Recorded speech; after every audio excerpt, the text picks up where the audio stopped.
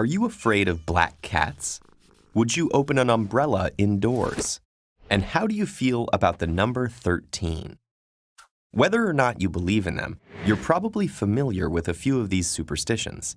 So how did it happen that people all over the world knock on wood or avoid stepping on sidewalk cracks? Well, although they have no basis in science, many of these weirdly specific beliefs and practices do have equally weird and specific origins. Because they involve supernatural causes, it's no surprise that many superstitions are based in religion. For example, the number 13 was associated with the biblical Last Supper, where Jesus Christ dined with his 12 disciples just before being arrested and crucified.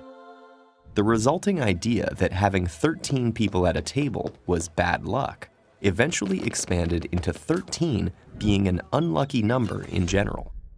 Now, this fear of the number 13, called triskaidekaphobia, is so common that many buildings around the world skip the 13th floor, with the numbers going straight from 12 to 14. Of course, many people consider the story of the Last Supper to be true, but other superstitions come from religious traditions that few people believe in or even remember. Knocking on wood is thought to come from the folklore of the ancient Indo-Europeans, or possibly people who predated them, who believed that trees were home to various spirits. Touching a tree would invoke the protection or blessing of the spirit within. And somehow, this tradition survived long after belief in these spirits had faded away. Many superstitions common today in countries from Russia to Ireland are thought to be remnants of the pagan religions that Christianity replaced. But not all superstitions are religious.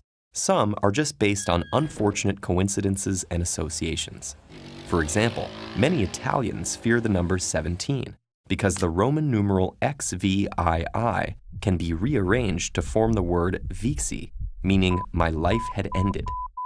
Similarly, the word for the number 4 sounds almost identical to the word for death in Cantonese, as well as languages like Japanese and Korean that have borrowed Chinese numerals. And since the number 1 also sounds like the word for must, the number 14 sounds like the phrase must die.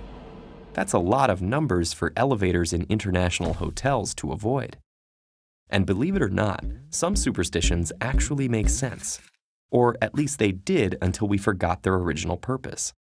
For example, theater scenery used to consist of large painted backdrops, raised and lowered by stagehands who would whistle to signal each other. Absent-minded whistles from other people could cause an accident, but the taboo against whistling backstage still exists today, long after the stagehands started using radio headsets. Along the same lines, lighting 3 cigarettes from the same match really could cause bad luck if you were a soldier in a foxhole, where keeping a match lit too long could draw attention from an enemy sniper. Most smokers no longer have to worry about snipers, but the superstition lives on. So why do people cling to these bits of forgotten religions, coincidences, and outdated advice? Aren't they being totally irrational? Well, yes, but for many people, superstitions are based more on cultural habit than conscious belief. After all, no one is born knowing to avoid walking under ladders or whistling indoors. But if you grow up being told by your family to avoid these things, chances are they'll make you uncomfortable even after you logically understand that nothing bad will happen. And since doing something like knocking on wood doesn't require much effort, following the superstition is often easier than consciously resisting it. Besides, superstitions often do seem to work. Maybe you remember hitting a home run while wearing your lucky socks.